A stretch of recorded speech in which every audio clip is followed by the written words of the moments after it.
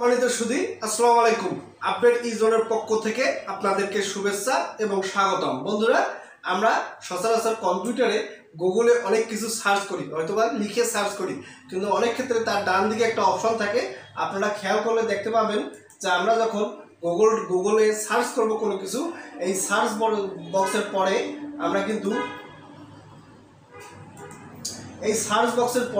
আমরা কিন্তু এখানে বিভিন্ন জিনিস লিখে সার্চ করি, আমাদের কাঙ্ক্ষিত জিনিসটি খুঁজে বাইর করি। কিন্তু ডান দিকে কিন্তু আপনার আরও কয়েকটা অপশান আছে, সেটা যেমন ভয়েস এবং সার্চ বাই ইমেজ। তো এই সার্চ বাই ইমেজ এই অপশানটা নিয়ে আমরা আজকে আলোচনা করব। এই সার্চ বাই ইমেজের সাহায্যে আমরা যে কোনো ইমেজ আকারে ডকুমেন্টকে এখানে আপলোড করে সহজেই কীভাবে টেক্সট আকারে কনভার্ট করে মাইক্রোসফট ওয়ার্ডে পেস্ট করব সেটা নিয়ে আজকে আমরা আলোচনা করব। তো চলুন আমরা এই কম্পিউটারের স্ক্রিনে যাই এবং যে আমরা এখানে যেমন আমরা গতানুগতিকভাবে আমরা যেভাবে সার্চ করি সেভাবে আমরা সার্চ করব না। আমরা এখান থেকে সার্চ বাই ইমেজ, এই ইমেজ অপশনে যাব, যে এখানে আমরা ইমেজ ফাইলটাকে আপলোড করব।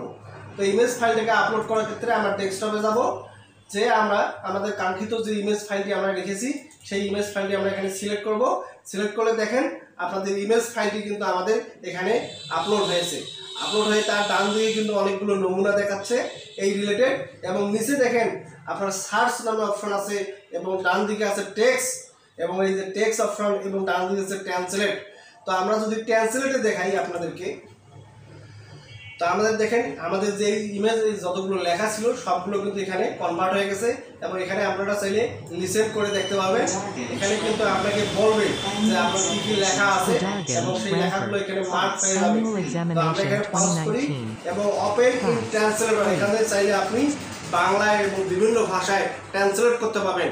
এবং সব থেকে মজার ব্যাপার হচ্ছে আপনি যেটা আমরা যেমন মাইক্রোসফট ওয়ার্ডে নিয়ে যাবো এই ইমেজটাকে, ইমেজ ফাইলকে, সেক্ষেত্রে আমরা এখান থেকে কপি করে এরকম করে কপি করে নিয়ে আমরা জাস্ট মাইক্রোসফট ওয়ার্ড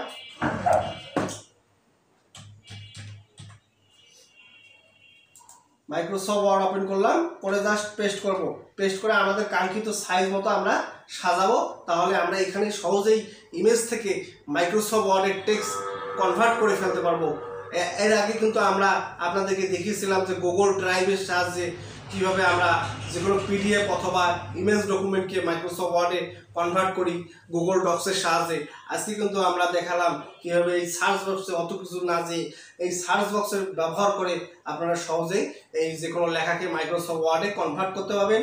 আবার এখানে আপনারা শুনে দেখতে পাবেন যে লেখাটা কি বলছে, এবং চাইলে আপনি ট্রান্সলেট করতে পারবেন যদি অন্য ভাষা থাকে আপনি না বোঝেন, সেক্ষেত্রে গুগলের সাহায্যে আপনি ট্রান্সলেট করতেও দেখতে পাবেন। তো বন্ধুরা, আমাদের ভিডিওটি কেমন লাগলো? যদি আমাদের ভিডিওটি ভালো লাগে অবশ্যই আমাদের চ্যানেলটিকে সাবস্ক্রাইব করবেন, ফেসবুকে হলে ফলো দেবেন।